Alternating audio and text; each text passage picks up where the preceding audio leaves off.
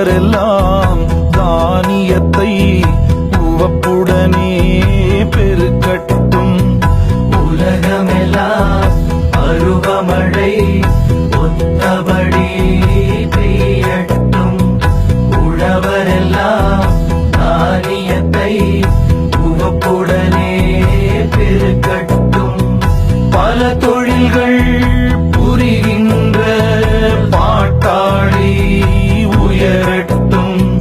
பகுத்துணர்வில் தொகுத்துணர்வு பண்பாட்டை உயர்த்தட்டும். உலகமெல்லாம் பருவமழை ஒத்தபடி பெய்யட்டும். அனைவருக்கும் இனிய காலை பசுமை வணக்கம். எண்ணிய முடித்தல் வேண்டும், திண்ணிய நெஞ்சம் வேண்டும், தெளிந்த நல் அறிவு வேண்டும், நல்லென எண்ணல் வேண்டும் என்கின்ற மகாகவி பாரதியார் அவர்களை மேற்கொண்டு வனம் இந்தியா ஃபவுண்டேஷன் நிர்வாக நன்னடத்தை விதிகள் உறுதிமொழி. அன்புடைய சபையோருக்கு வணக்கம்.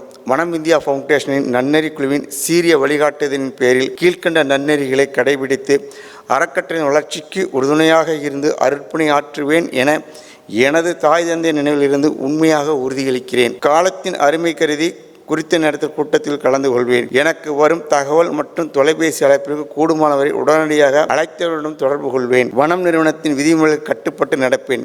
அனைவருக்கும் எனது பசுமை வணக்கம். இந்த 542வது வாராந்திர பிரார்த்தனை கூட்டத்தில் சிறப்பு விருந்தினர்களாக கலந்து கொண்டுள்ள வழக்கறிஞர் திருமதி ஸ்ரீ மீனா அவர்களையும் திரு கிருஷ்ணசாமி அவர்களையும் அன்போடு வரவேற்கிறோம். மேலும் பலரிடத்திலிருந்து கலந்து கொண்டுள்ள வழக்கறிஞர் திரு பூபதி அவர்களையும் திரு கணேஷ் அவர்களையும் அன்போடு வரவேற்கிறோம். திருப்பூரிலிருந்து கலந்து கொண்டுள்ள திரு நவநீத கிருஷ்ணன் அவர்களையும் அன்போடு வரவேற்கிறோம். கமலக்கண்ணன், திரு ரத்தினம் அவர்கள் கலந்து கொண்டுள்ளார்கள், அவர்களையும் அன்போடு வரவேற்கிறோம். வள்ளுவர் சொல்லக்கூடிய ஒரு சொல் அலர் அறிவுறுத்தல். அதாவது அடுத்தவங்ககிட்ட போய் நோய் இருக்குது அப்படின்னா அது காம நோயாக இருக்கலாம், காதல் நோயாக இருக்கலாம், புலனின்ப வேட்கையாக இருக்கலாம். இது எப்படி பரவுது அப்படின்றத இன்பத்து பாலில் அவர் சொல்கிறார். வனம் உறுப்பினர்கள் அனைவருக்கும் எனது அன்பான வணக்கத்தை தெரிவித்துக் கொள்கிறேன். எனக்கு ரொம்ப சந்தோஷமாக இருக்குது.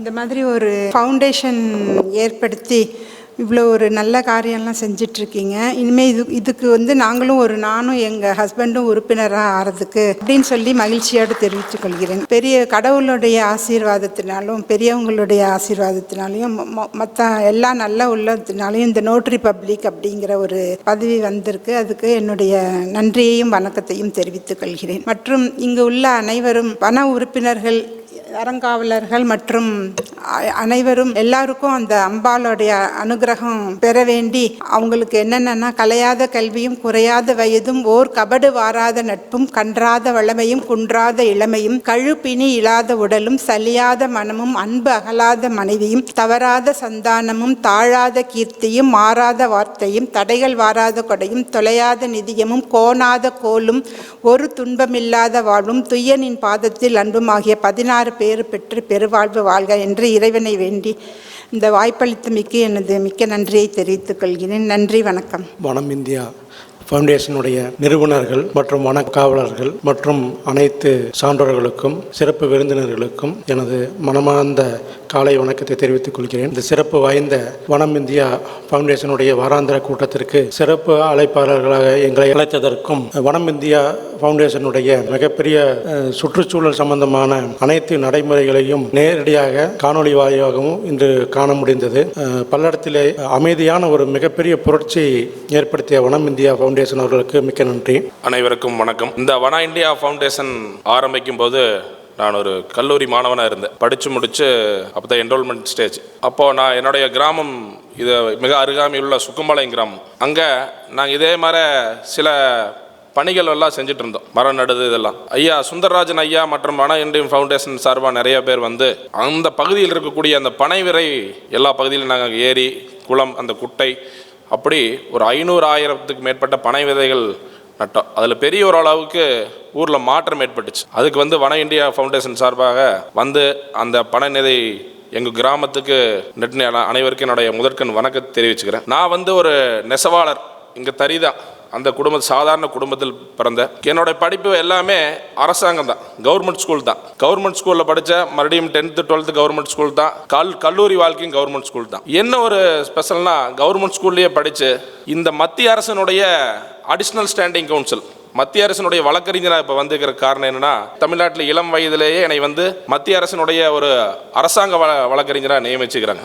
அதுக்கு இந்த அரசாங்கத்திற்கும் நான் செய்த அரசாங்கத்துக்கு இந்த சமுதாயத்துக்கு நிறைய பணி, இது மூலியமா நிறைய பணி செய்யணுங்கிற விரும்புகிறேன். தேசமே நமக்கு எல்லாம் கொடுக்குது, நாமும் சிறிது கொடுக்க பழகணும். ஊரெல்லாம் மொழி சூரியன் தருவான், உழவும் காற்று உயிர் தந்திடுது. ஊரில் அனைவரும் பசியாரிடவே உழவை தருவது பூமி இது. கொளுத்தும் வெயிலில் மரங்கள் நமக்கு குளிர் நிழல் தந்து இலைப்பாற்றிடுது. இப்படி ஒரு பாடல் இருக்கு. தேசம் மக்களுக்கு எல்லாமே கொடுத்துட்டு இருக்குது. நாம திருப்பி சமுதாயத்திற்காக, இந்த மக்களுக்காக, வருங்கால சந்ததிக்காக என்ன கொடுக்கணும் அப்படிங்கிற யோசித்து தான் இந்த வன அமைப்பானது ஆரம்பிக்கப்பட்டதுன்னு நான் நினைக்கிறேன். நம்மளுடைய சுவாமிஜி அவருடைய ஆசீர்வாதத்தினுடைய இந்த வன அமைப்பு ஆரம்பிக்கப்பட்டு பல்வேறு வகையான சேவைகள், இயற்கை வேளாண்மை, சுற்றுச்சூழலை மேம்படுத்துதல், எல்லா இடங்களிலும் பசுமையாக இருக்கணும் அப்படிங்கறக்காக இந்த அமைப்பானது வேலை செஞ்சு கொண்டிருக்கிறது. அப்படி சமுதாயத்திற்கு நாம சிறிது பங்கு கொடுக்கணும் அப்படின்னு. இன்னொரு என்னன்னா, இந்த வளர்ந்து வரக்கூடிய சமுதாயம் எப்படி இருக்குதுன்னா, 1999 2012 வரைக்கும் பிறந்த குழந்தைகள்லாம் ஜென்சி அப்படிங்கிறாங்க. அப்படின்னா அவளுக்கு ஒரு புரிதல், ஒரு உணர்வு இருக்கும். ஆனால் அதை என்ன பண்ணுவாங்கன்னா, ஸ்லோவாக பிக்கப் பண்ணுவாங்க. அதே மாதிரி 2012 2024 ஜென் ஆல்ஃபா அப்படிம்பாங்க. அந்த குழந்தைங்க இந்த சோசியல் மீடியா, ஏஐ இதனோட தொழில்நுட்பத்தினுடைய வளர்ந்து வந்துடுறாங்க. இப்போ 2025 அப்புறம் இந்த சமுதாயத்தில் பிறக்கக்கூடிய குழந்தைகள் அனைவருமே ஜென் பீட்டா அப்படிங்கிறாங்க. இப்படி 3 கேட்டகரியா பிரிக்கிறாங்க. 1999 பின்னாடி பிறந்த இந்த 90s கிட்ஸ் அது மாதிரிலாம் சொல்லுவாங்க. அவியலுடைய புரிதல் எப்படி இருக்குதுன்னா, இந்த சமுதாயத்திற்கு ஏதாவது ஒரு வேலை செய்யணும், இந்த சமுதாயத்திற்காக நாம் மாற்றம் செய்யணும், வருங்கால சந்ததியதை என்ன பண்ணணும், அவருடைய பயனுக்காக நாம் ஏதோ ஒரு ஏற்பாடு, இயற்கை விவசாயம், இது மாதிரி மரங்கள் நடுறது, இதெல்லாம் நம்முடைய முன்னோர்கள் பண்ணிட்டு இருந்தாங்க. இயல்பாகவே குடும்பமாக இருக்கிறது, ஒரு கூட்டு குடும்ப வாழ்க்கையா இருக்கிறது, அது மாதிரி செஞ்சுட்டு இருந்தாங்க. ஆனால் இந்த Gen Z, Gen Alpha, Gen Beta அப்படிங்கிற குழந்தைகள் தன்னுடைய கவனத்தையும் தன்னுடைய வாழ்க்கையும் தன்னுடைய சோசியல் மீடியா, மொபைல் இது மாதிரியே செலவழித்து கொண்டிருக்கிறார்கள். ஜென் பீட்டாங்கிறதெல்லாம் எப்படி போகணும்னே தெரியாது, குடும்ப வாழ்க்கையில என்னன்னு தெரியாது, மரத்தினால என்ன பெருமைன்னு தெரியாது, இயற்கை விவசாயம் தெரியாது, பால் எங்கிருந்து வருதுன்னு கூட தெரியாம கூட இருக்கிறாங்க. பவுடர்ல இருந்து தான் பால் உருவாகுது அப்படிங்கிறாங்க. அப்படி சமுதாயம் வளர வளர என்ன ஆகுதுன்னா, இது மாதிரி தொழில்நுட்பங்களை வளர வளர நம்மளுடைய பாரம்பரியம், பண்பாடு, கலாச்சாரம் எல்லாமே பின்னோக்கி போய் கொண்டிருக்கிறது.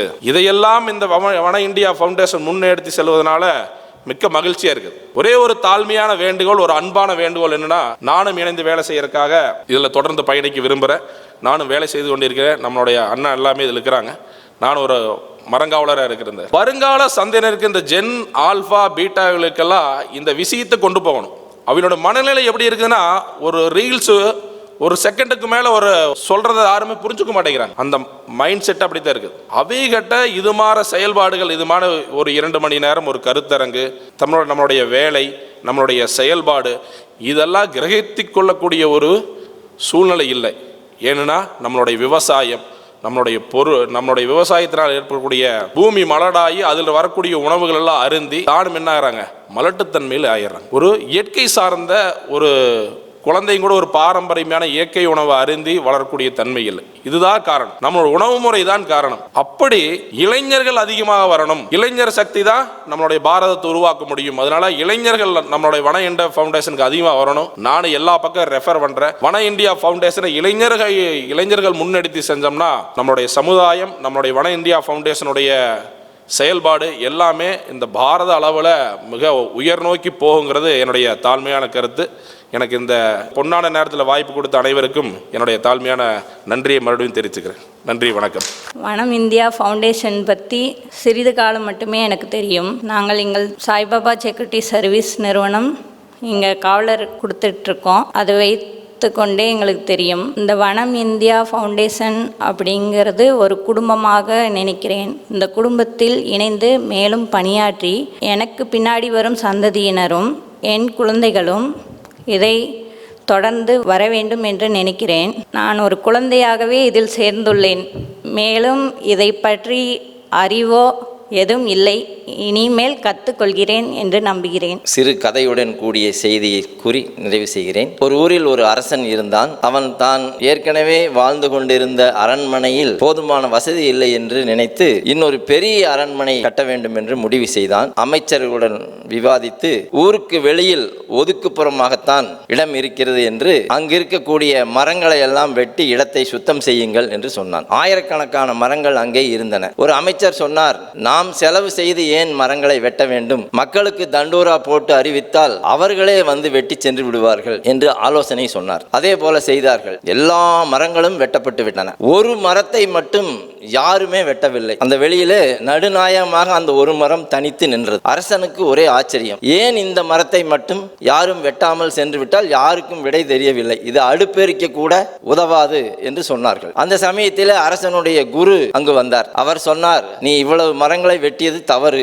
இருந்தாலும் இந்த வெட்டப்படாத மரத்தை உன் அரண்மனையை சுற்றிலும் நட்டு வைத்து விடு. அந்த மரங்களை வளர்த்து விடு. எதிரிகளை உன்னை சூழும் போது அந்த மரத்திற்கு நெருப்பு வை என்று சொல்லிவிட்டு சென்று விட்டார். அதே போல அரண்மனை கட்டியவுடன் சுற்றிலும் அந்த மரத்தை வைத்தார்கள். ஒரு நாள் அந்த குரு சொன்னது போலவே பகைவர்கள் வந்தார்கள். உடனே அரசன் குரு சொன்னது ஞாபகத்திற்கு வந்து அந்த மரத்திற்கெல்லாம் நெருப்பை வைத்து விட்டான். அந்த மரங்கள் தீப்பிடித்து எரிந்த போது அதிலிருந்து மிகப்பெரிய அளவிலே கரும்புகை சூழ்ந்தது. எதிரிகளுக்கு கண்களே தெரியாத அளவுக்கு இருண்டு, பார்வை தெரியாத அளவுக்கு இருண்டு போனது. இதனால் எளிதாக அவன் எதிரிகளை வெற்றி கொண்டான். இது ஒரு சின்ன கதை தான். இந்த கதையிலிருந்து நாம் தெரிந்து கொள்கிற செய்தி, எதற்குமே பயனில்லை என்ற ஒரு மரமோ தாவரமோ இந்த உலகத்தில் இல்லை.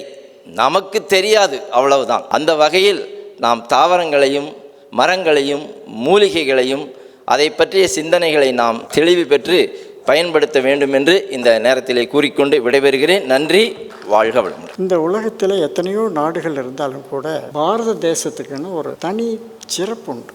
இது இன்று நேற்றல்ல, காலங்காலமாக மனிதகுலம் தோன்றிய நாட்களிலிருந்து ஆதி குடிகள் நாம், குறிப்பாக தமிழர்கள். நாகரீகம் மிக்கவர்கள்.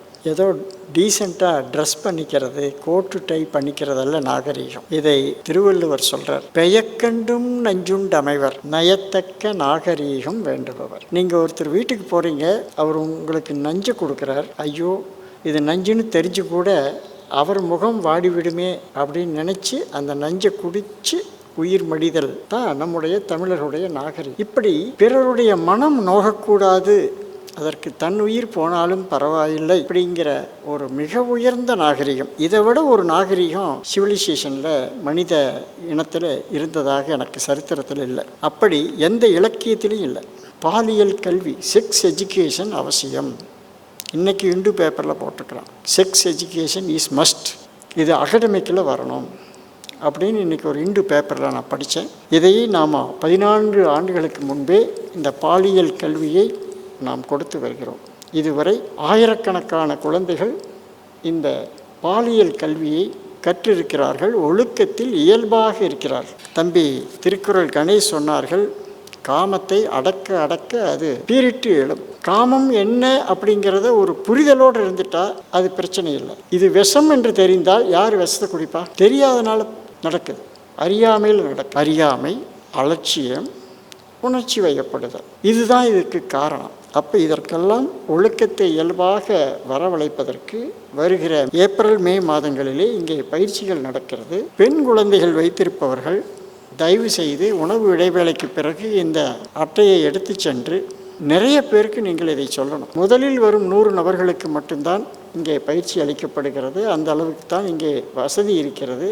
12 நாட்கள் அவர்களை இங்கேயே தங்க வச்சு அவர்களை மோல்டு பண்ணி அனுப்பணும். மோல்டு பண்ணிவிட்டு அப்புறம் மாற மாட்டாங்க. ஒவ்வொரு முறையும் ஒவ்வொரு மாதமும் வனம் அமைப்பு ஒரு கருத்தரங்கு நடத்துகிறது. அதிலே சிறந்த ஆளுமைகளை வரவழைத்து அவர்களுடைய அனுபவங்களை எல்லாம் பகிர்ந்து கொள்ள செய்வது வழக்கமாக கொண்டிருக்கிறோம். அதுவும் தொடர்ந்து நடந்து வருகிறது. 95வது கருத்தரங்கு இந்த மாதம் நடக்குது. வான்மழை வேண்டியும் உலக அமைதி நலன் வேண்டியும் இன்னைக்கு 542வது கூட்டம். 10 ஆண்டுகள் முடிந்து இப்போ 11வது ஆண்டு தொடர்ந்து ஒரு நிமிடம் கூட தாமதமில்லாமல் நடந்து வருகிறது. ஈவன் கொரோனா காலத்தில் கூட.